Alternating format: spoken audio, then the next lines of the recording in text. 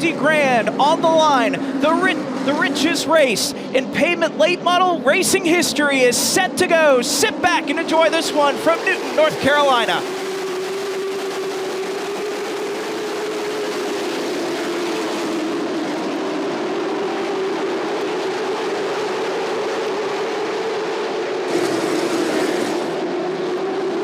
Side by side for the top spot. Nearly a drag race at the line between youngster Tristan McKee trying to celebrate his birthday by earning $50,000 tonight, and Lane Riggs looking to go back to Cookout Victory Lane in the Cars Tour side by side, but McKee had it by 3 thousandths at the line. And that time again, McKee by about a quarter of a car length in the 7, able to edge out Lane Riggs in the newly numbered 2 car, who flirts with the outside wall. Behind him, Carson Lofton did just the same in the 22. Here comes Landon Lewis in the 97, drawing even with Lane Riggs for second spot to turn 1. We knew as soon as Landon Lewis had good track position that he was going to be a factor tonight. Ever since Rodney Childers has been turning the wrenches for this Kevin Harvick Incorporated team, they have found something else in terms of speed, and you can see him very easily able to make his way by Lane Riggs for that second position. Meanwhile, Caden Honeycutt, I'm sure, very motivated after being put to the tail end of the field in the Pro Late Model race. This is Jared Fryer, Trayton Lapsovich, just on the outskirts of the top 10. That's for the 8th running position. Oh, trouble! Off of turn number 2, that's Landon S. Huffman, whose car is sitting stationary as the caution flag flies. 99 laps to go here at Hickory through the iRacing restart zone.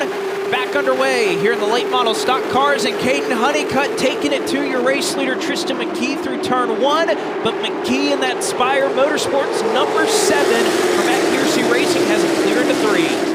Now the battles for second. 97 inside, Landon Lewis. 17 outside, Caden Honeycutt. Outside pole sitter Lane Riggs slots into 4th in the 2 car as we're door to door and just about rubbing fenders off 2 in the battle for the runner-up position, with Lewis starting to drift further forward as he washes wide off 4. You can see with that yellow fire suit, those arms working behind the wheel, the number 97. Honeycutt going to try to get back down in front of his Craftsman Truck Series rival in Lane Riggs. He's able to do just that. Tyrell fills the spot. It'll be Lapsovich that's stuck on the high side just a few cars back. He and Bowman had a couple of laps prior. She checked up off the corner. She was able to save it. We stayed green, but nevertheless kind of formed this gap in the field as this is the battle for 4th right now. We talked about Lane Riggs still hanging around, but Vinny Tyrell looking to take a spot from that number 2 car. Goes low. Clean and easy for Vinny Tyrell up into the 4th position. That's the driver he's chasing in the battle for the 2025 ZMAX Cars Tour Championship. McKee's run is somewhat stalled out, and the caution flag is out, so Hall survives and at least will be the free pass of the recipient of the lucky dog. So a big break there for Connor Hall. Tristan McKee once again brings Caden Honeycutt, who elected to start on the front row through the iRacing restart zone, back underway, and Honeycutt is hanging with your race leader off at turn 2. They touch as they go down into 3. Bit of a brush there as McKee entered up wide there to try to perfect his entry down into turn number 3, and it's gonna work as he barely clears the nose of Honeycutt, with now Lewis and Honeycutt banging doors for second. Second straight restart that Lewis is the second car, chose the inside lane, and you can see exactly why Honeycutt hanging on for all he is worth, but this is just allowing Tristan McKee to slowly continue to pull away if they can't settle it out. But Honeycutt, working with a brand new spotter this weekend, is able to find a way down, working with Brett Edwards. He's never worked with him before. As Bowman is now losing multiple spots and is trapped to the outside lane, and he's gonna roll to a stop. And the caution flag will fly for the 3rd time tonight and spin behind him. Side by side through the iRacing restart zone, back underway to settle 50 grand, 37 to go. And the best launch of the night for Caden Honeycutt in the 2nd lane. It's Honeycutt with the advantage off of turn 2. Carson Lofton popped the wall behind him. Contact here as McKee gets shoved aside by Lewis. 3 wide for the race lead at the start-finish line. Lewis gonna try to go for it here. I don't know if this will work. Honeycutt gets shoved wide. Now it's 2 wide for the lead. Landon Lewis looking to wrestle it away for the first time from Tristan McKee. Honeycutt officially led that last time.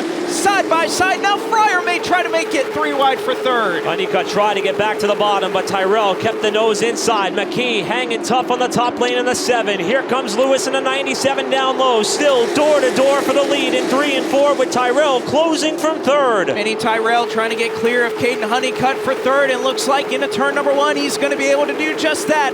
McKee looking to close the door. What a tremendous effort fending off McKee from the top side. And Jared Fryer, he's trying to get up into 4th. He gives a shot to Caden Honeycutt. Every nudge, every bump, every rub from this point forward, the drivers are going to take exception, and the battle for the lead's back on. Lewis to the bottom, McKee up top, Tyrell in 3rd. Contact there in turn 3. McKee trying to hang on to the top spot off 4, and he's still got the top spot. An amazing job for the youngster who just turned 15 years of age today. It's hard to believe that he's able to do this right now, holding off Landon Lewis. Mini Tyrell starting to work into the picture. $50,000 would completely change the direction of that program if he were able to go to victory lane here tonight. Off at turn 2. Nose to tail, Lewis gets a shot from Mini Tyrell behind. 30 to go when they come back to the line. Tyrell with another nudge to the back of Lewis. This time gets him up off the bottom, but he can't get a fender inside of turn 1 just yet.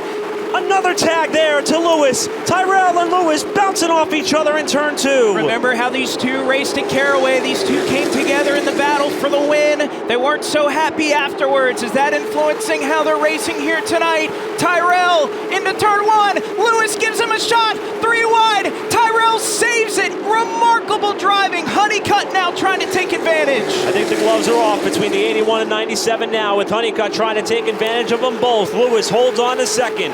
Honeycutt back to 3rd. Lewis cut the margin in half. Caution is out. We got a yellow flag, and for the 2nd time tonight, Landon S. Huffman, who worked so hard to get back in the top 15, spins out of what was scored to be 15th spot. To collect $50K with 10 laps left through the iRacing restart zone. Caden Honeycutt, a great launch on the outside. He clears Tristan McKee almost down into 1. New leader here off of turn number 2. It's Caden Honeycutt who gets a shot from McKee into 3. And now McKee gets him off the bottom. Lewis to the flat to try to get to 2nd. Contact there. Lewis is crashing. Lofton with a massive hit to the tire barrier, and several cars pile in.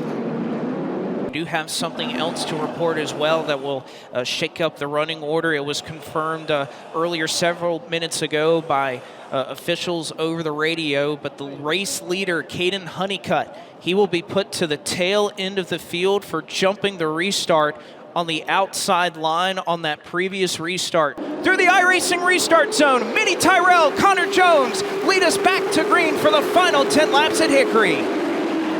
Great launch for Tyrell. He's clear to lead, but sideways off of turn 2, with Fryer now peeking the nose down low to get back to 2nd, with Barnes running wide there. 2nd car to the outside into 3. Tyrell to the top spot with Fryer back to 2nd. Landon Huffman also trying to wrestle away that 4th position from Doug Barnes. Jones slides off the corner. Jared Fryer now sets his sights on the number 81. Now Landon Huffman starting to come to life. Connor Jones slipping up here late in the going, and Landon Huffman trying to take the 3rd spot away from the Jimmy Johnson Throwback. Those two side by side, almost rubbed tires on the exit of turn number 2, with Doug Barnes lurking. Caden Quapple trying to get up to the top 5 for the first time tonight. Jones by half a car length holds 3rd. Fryer trying to break free. Tyrell's got 0.3 of a second while the battle for 3rd rages on. Landon Huffman and Connor Jones both, they want to finish this battle quickly because it is starting to heat up. Trouble, turn 4. Ronnie Bassett Jr. spins and gets tagged by Brody Monahan, who had nowhere to go. And Jake Bowman comes to a stop, angled his car towards the entry of pit road. Through the iRacing restart zone, back underway at Hickory, and a great launch on the inside for Connor Jones. Jared Fryer trying to stay alongside the 81 out of turn 2, but can't do it.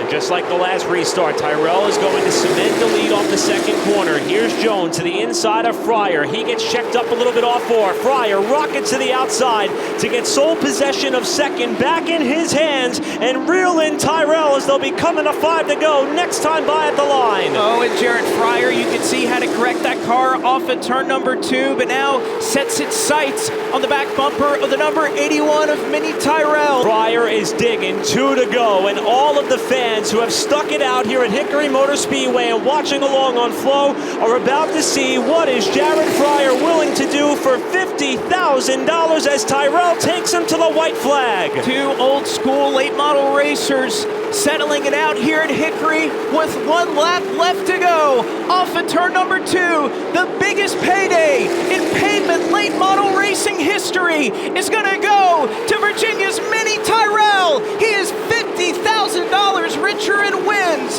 the Throwback Classic.